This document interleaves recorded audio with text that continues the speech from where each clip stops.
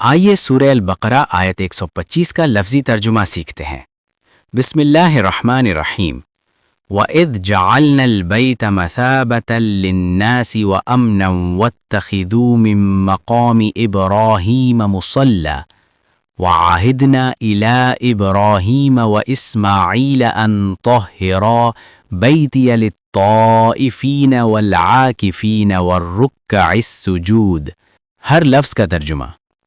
وَإِذْ اور جب، جعلنا ہم نے بنایا، البیتا اس گھر کو یعنی کعبہ کو، مثابتاً بار بار لوٹ کر آنے کی جگہ، للناسی لوگوں کے لیے، وامناً اور امن کی جگہ، واتخذوا اور تم بنا لو، من سے، مقامی مقام، ابراہیم ابراہیم کا، مصلاً نماز پڑھنے کی جگہ، وعاہدنا اور ہم نے حکم دیا یا عہد لیا، الہ کی طرف، ابراہیم ابراہیم، و اسماعیل اور اسماعیل، ان کے، طہرا تم دونوں پاک رکھو، بیتیا میرے گھر کو، للطائفین طواف کرنے والوں کے لیے، والعاکفین اعتکاف کرنے والوں کے لیے، والرکعی رکوع کرنے والوں کے لیے، السجودی سجدہ کرنے والوں کے لیے۔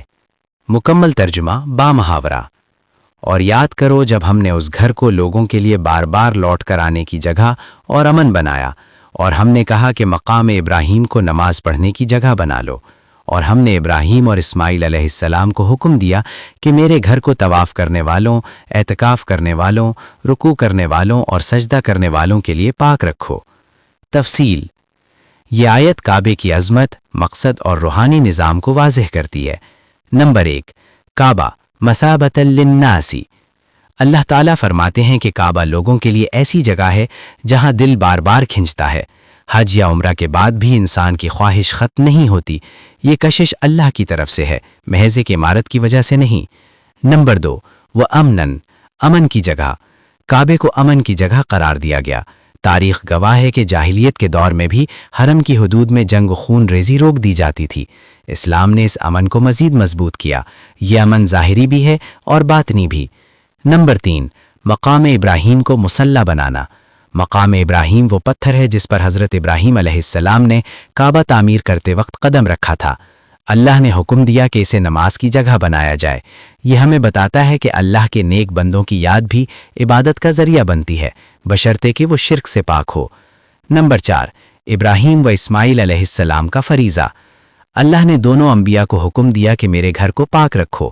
یہ پاکیزگی صرف ظاہری صفائی نہیں، بلکہ شرک سے پاکی، بدعات سے پاکی، ناپاک عقائد اور اعمال سے پاکی۔ نمبر 5، عبادت کی تمام شکلوں کا ذکر۔ آیت میں 4 گروہوں کا ذکر ہے: طواف کرنے والے، اعتکاف کرنے والے، رکوع کرنے والے، سجدہ کرنے والے۔ اس سے واضح ہوتا ہے کہ کعبہ ہر عبادت کرنے والے کے لیے ہے، چاہے وہ حرکت میں ہو یعنی طواف، یا سکون میں یعنی اعتکاف، یا نماز کی کسی حالت میں۔